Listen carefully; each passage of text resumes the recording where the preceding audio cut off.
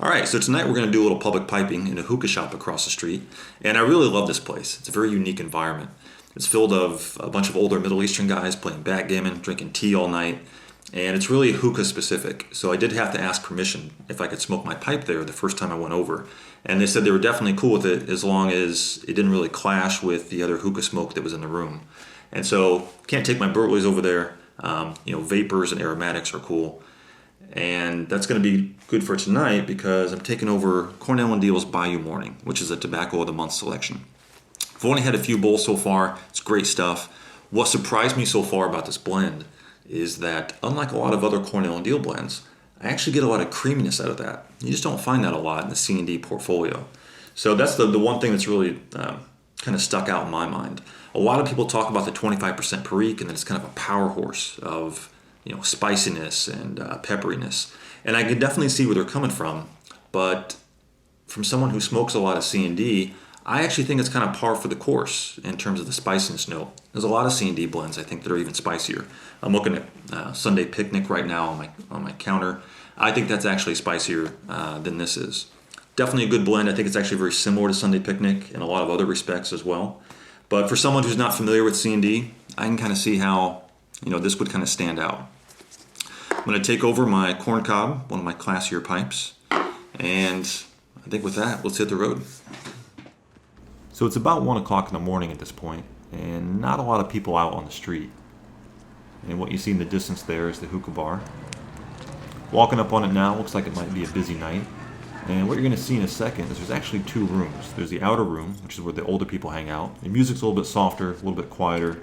And then there's an interior room, which is more like a club-like atmosphere where the young kids hang out. So I'm going to hang out in the outer room because I'm an old man.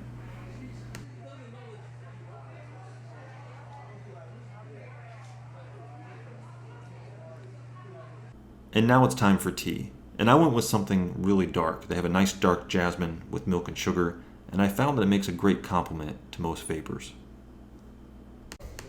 And now it's time to get old school. I pulled out my clay pipe, packed it up, and just started blazing away.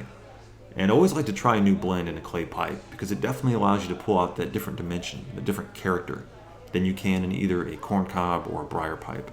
So I actually like to smoke a new blend in all 3 different types of pipes, just to get that full 360 viewpoint of a new blend. And in this case, as soon as I started lighting up in the clay, I started getting that creaminess note I was talking about before, even more so than I did in a briar or a corn cob. And on that note, I was on the Reddit Google Hangout earlier tonight, describing Bayou Morning to the guys that were on there. And when I described it as creamy, I got a question from a guy, and he said, creamy is not something I would ever use to describe any tobacco I've ever smoked, so what do you mean by that? And I think the best way for me to describe it is it feels like kind of a protective coating on your tongue. Something almost milk-like, almost as if you've had a shot of heavy cream or half and half. And I think this is something that us burley smokers are probably more sensitive to. When you smoke a lot of burley, you're kind of used to a certain amount of harshness or stinginess in the mouth and on the tongue. And sometimes just the absence of that can have the sensation, have the feeling of something that's creamy. But that's the sensation I get when I smoke this blend. And that's very unusual for a C&D blend. And I think that's also rare for vapors. I've had several vapors, and even Elizabethan doesn't have this level of creaminess to it.